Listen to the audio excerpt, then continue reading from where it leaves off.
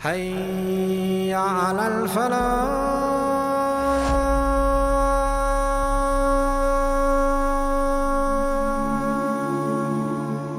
نبی پاک صلی اللہ تعالیٰ علیہ وسلم نے ارشاد فرمایا، ایک عورت تھی، طوائف تھی، ساری زندگی اس کی گناہوں میں گزری معاذ اللہ.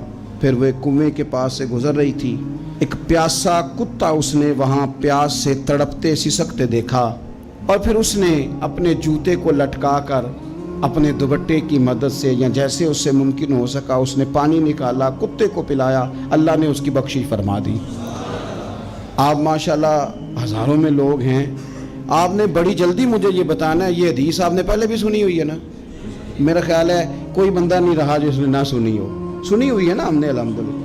اتنے سارے بندے جو یہاں موجود ہیں انہوں نے سنی ہوئی ہے، تو ظاہر ہے امت مسلمہ میں جتنے لوگ ہیں ڈھیر ساروں نے یہ بات سنی ہوگی.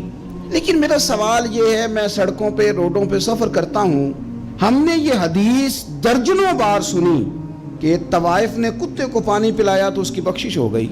لیکن حال یہ ہے کہ سڑک پر کسی گاڑی سے ٹکرا کر اگر کوئی کتا مر جاتا ہے، اب مر ہی گیا ہے، گاڑی والا، موٹر سائیکل والا، پجارو والا، بس والا کوئی اتنی جرت نہیں کرتا کہ لکڑی کے ساتھ، رسی کے ساتھ ہی پکڑ کے اسے سائیڈ پہ کر دے. وہ سڑک پہ مرا ہوا پڑا رہتا ہے، یہاں تک کہ گاڑیوں کے ٹائروں کے ساتھ اس کا گوشت لگ لگ کے سڑک صاف ہوتی ہے. اس محبوب کے ماننے والے جس محبوب نے بتایا کہ طوائف نے پانی پلایا تھا، اور ہمیں سمجھ بھی آ گئی اور حدیث پڑھ بھی لی اور سن بھی لی، پھر اس ملک کی جو مسلمانوں کا ملک ہے اس کی سڑکوں پر مرے ہوئے کتوں کو اٹھائے بھی کوئی نہ، اور زخمی کتا زخمی ہو ہی گیا ہے، اب اسے سڑک سے سائیڈ پہ ہی کر دیا جائے کم از کم، تاکہ اس کی اگر جان باقی ہے تو بچ جائے. تو پھر مجھے بتاؤ نا میرے دوستو، ہم نے کس لیے تقریریں سنی ہیں، کس لیے خطبے سنے ہیں؟ واعظ و نصیحت کی مجالس کا مطلب ہم نے کیا سمجھا ہوا ہے؟ تقریر، تحریر، تصنیف، اچھی گفتگو، اچھا جملہ، اس کا معنی ہم کیا سمجھتے ہیں؟ تو آج جو خوبصورت گھڑیاں شب برات کی صورت میں ہمیں نصیب ہونے جا رہی ہیں، اس سے پہلے اپنے دل میں یہ ارادہ کرو کہ رب کریم نے ہمیں جتنا دین کا فہم دیا ہے، سمجھ دی ہے، علم دیا ہے، ہم ارادہ کرتے ہیں اب ہم صرف سنیں گے نہیں، پڑھیں گے نہیں، صرف بیان ہی نہیں کریں گے، ہم عمل بھی کریں گے. کوئی تھوڑا سا نا عمل کا رستہ بھی تو میرے عزیز ہونا چاہیے. اب مطلب بہت ساری جگہوں پہ جانے کا موقع ملتا ہے تو لوگ کہتے ہیں پیر صاحب ناراض نہ ہونا، ہم نے بڑا بندوبست کیا ہوا ہے، تقریر ذرا نہ سوا کو گھنٹہ کرنا. تو میں کہتا ہوں مثلاً آپ مجھے بتائیں نا، سوا گھنٹہ تقریر کرا کے آپ نے کیا کرنا ہے؟ اگر تو آپ نے اس لیے بلایا ہے کہ جناب ایک بات سنیں گے، ایک واعظ ہوگا، سر دھنیں گے، تو وہ تو مجھے آتا ہی نہیں. تو میں تو مختصر بات کروں گا اور اتنی کروں گا جس کی ضرورت محسوس کروں گا.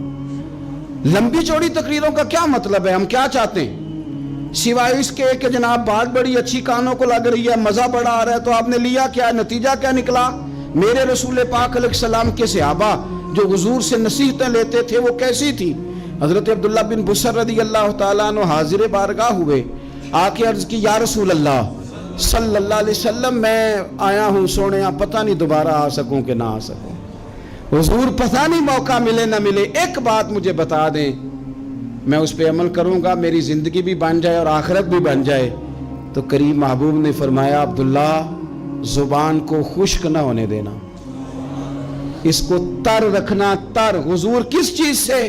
فرمایا اللہ کے ذکر سے تر رکھنا. زبان اللہ کے ذکر سے تر رہے، ہر وقت رب کی یاد رہے، تیری دنیا بھی بن جائے گی اور آخرت بھی بن جائے گی. تو میرے عزیز اپنی زندگی کے اندر اب ہم نے عمل کرنا ہے. او جناب کمال پھر یہ ہے کہ جب واعظ سننے کا شوق بڑھ جاتا ہے، تقریر سننے کا شوق بڑھ جاتا ہے، سننے سنانے کا خالی مزاج ہو جاتا ہے، پھر بندہ ڈھونڈتا پھرتا ہے کہ نئی سے نئی چیز کہاں ملتی ہے، انوکھی سے انوکھی چیز کہاں ملتی ہے، انفرادی سے انفرادی بات. میرے بھائی آپ ضرور سنیں، ضرور سنیں. مومن کی گمشدہ میراث ہے، حکمت جہاں سے ملے لیں، لیکن عمل کرنے کے لیے لیں، عمل کرنے کے لیے. اب میرا دل کرتا ہے اب ہماری چپ سے بھی لوگ سبق سیکھیں. حضرت باجزید بستامی فرمایا کرتے تھے، جس نے ہماری چپ سے کچھ نہیں سیکھا اس نے ہماری تقریر سے کیا سیکھنا ہے. اب تھوڑا سا نا اشاروں کی بولی بھی سمجھیں. اب تھوڑا سا یہ بھی ہو کہ بس بات پوری ہونے نہ پائے اور انسان کی رغبت عمل کی طرف بڑھ جائے. یہ مزاج ہمیں دیا ہے. اب تو بھائی آ جائیں آپ، صبح بھی تقریر کر دیں، دوپہر کو بھی تقریر کر دیں، شام کو بھی تقریر کر دیں، تو پھر یہ بھی ہوتا ہے کہ جناب وہ بیان آپ نے جو سنایا تھا نا وہ ذرا دوبارہ سنا دیں. تو میں کہتا ہوں پہلے سننے پر عمل ہو گیا تھا. نہ کریں. اب ہمیں تھوڑی باتیں سیکھ کر ان پر عمل کرنا ہے اور آگے بڑھنا ہے. بڑی سادی بات میرے ابا جی بتایا کرتے تھے. والد صاحب کہتے ہیں کہ ایک دیہاتی بندہ نہ چلا گیا وہ کسی مولوی صاحب کی تقریر سننے. تو اس زمانے میں آپ کو پتہ ہے یہ واش روم کا مروجہ نظام نہیں ہوتا تھا، تو لوگ کھیتوں میں دوسری جگہوں پہ پیشاب کے لیے جاتے تھے. تو مولانا نے ایک احتیاط بیان کی. وہ کہنے لگے کہ پیشاب سخت جگہ پہ نہ کرو زمین پہ بیٹھ کر، ورنہ پیشاب کے چینٹے اڑیں گے، کپڑوں پہ پڑیں گے، اور حدیث میں سخت حکم ہے اس مسئلے. تو کوئی نرم جگہ ہو ایسی جہاں پیشاب کریں چھینٹے نہ اڑیں. وہ بندہ عمل کرنے والا تھا نا، اس نے میری تقریر سن کے سر دھن کے جانا نہیں تھا. اس نے اتنی ساری ریت لے لی، کپڑے میں باندھ لی، اور وہ اس نے کندھے پہ رکھی ہوئی ہے. جہاں پیشاب کا وقت آتا پہلے ریت بچھاتا، پھر پیشاب کرتا تاکہ میرے کپڑوں پہ نہ پڑے. ایک صاحب نے اسے کہا کوئی ہفتے بعد چلو بیان سننے چلیں. تو کہنے لگا میں پہلے پہ عمل کر لوں یہی بڑا ہے. میں نے تو اتنی ساری ریت، کندھا تھک گیا ہے میرا، اس دن سے اٹھائی ہے. تو میں نہیں چاہتا کہ نہیں بھی سنوں تو کسی اور جگہ میں. یہ تفریح تباہ کے لیے بات کو نہ سمجھیں. اس سادے آدمی نے جو ہمیں سمجھایا مجھے اور آپ کو، اس پر غور کرے کہ کل بھی سنا تھا، پرسوں بھی سنا تھا، پیر صاحب نے ترسوں بھی کہا تھا، شیخ نے پرسوں بھی کہا تھا، پچھلے ہفتے بھی کہا تھا. تو نے اگر شیخ کی بھی نہیں سنی، استاد کی بھی نہیں سنی، پیر کی بھی نہیں سنی، اور اس دور کے پیر جو صحیح کام کرنے والے ہیں، استاد جو صحیح کام کرنے مجبور ہو گئے ہیں بیچارے. کہتے ہیں کس کی تربیت کریں. کس درد سے کہا تھا حضرت سلطان باؤ نے. وہ کہتے ہیں اور رب دا طالب کوئی بھی نہیں ملیا، اتے جو ملے ہے طالب زردہ. یہ تو آئے ہیں کاروبار سیدھا کرنے، فوٹو کھچوانے، فلاں کام کے لیے. یہ تو وہ جو ہم دینا چاہتے ہیں اس کا تو مزاج ہی نہیں. پہلے بھی میں نے کہا تھا، پھر کہتا ہوں مجھے شوق نہیں ہے. خدا مجھے معاف کر دے اس دن سے پہلے جس دن یہ شوق ہو کہ میں سویرے جاؤں گا تو نوٹ لاؤں گا، تو شام جاؤں گا تو نوٹ لاؤں گا. یہ شوق نہیں ہے، طبیعت نہیں ہے، من نہیں چاہتا. لیکن یہ کہ یہاں بھی آ جائیں خطاب کر دیں، یہاں بھی او خدا کے بندو ہم کہاں اس قابل ہیں ہم خطاب کریں.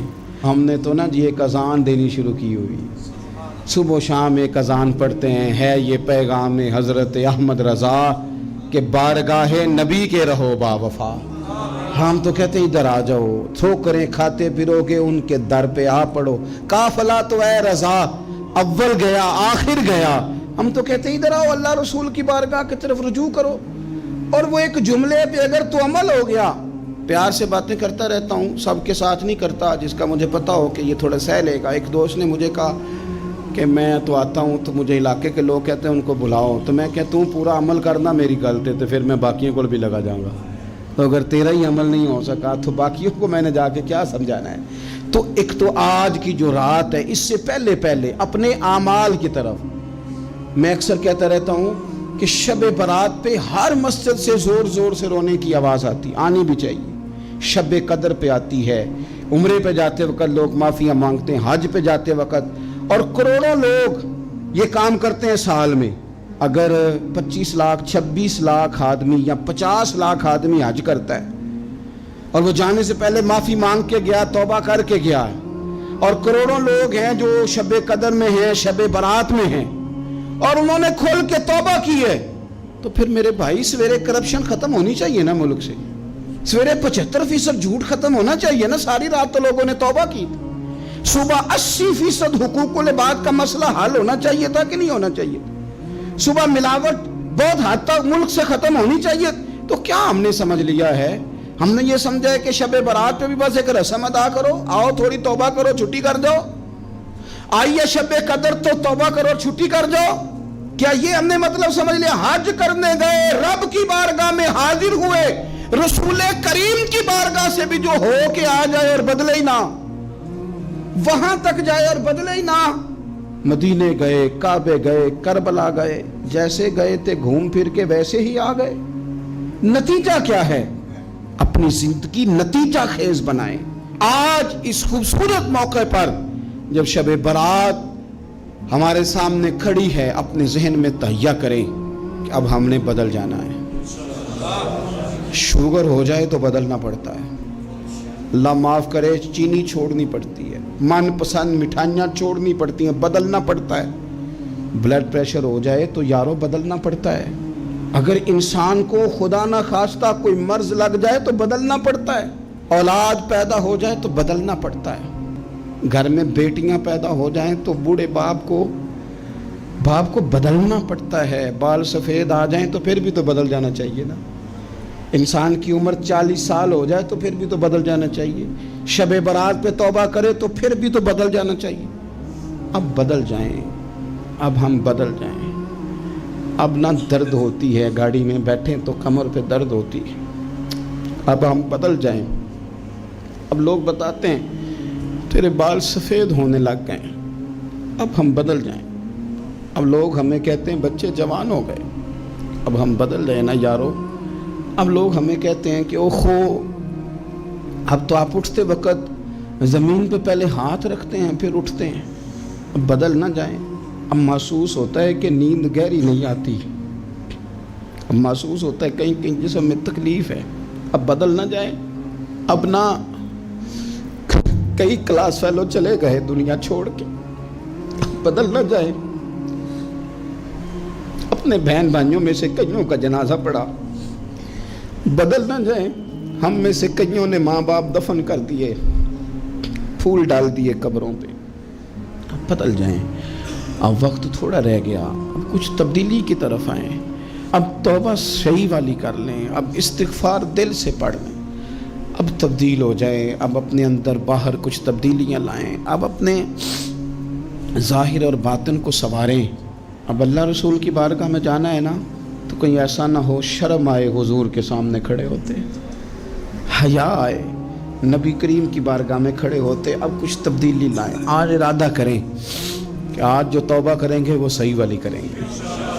آج جو وہاں استغفار کریں گے اللہ کے حضور حاضر ہو کے تو وہ صحیح والا کریں گے. اب کچھ تبدیلی کا مزاج لائیں.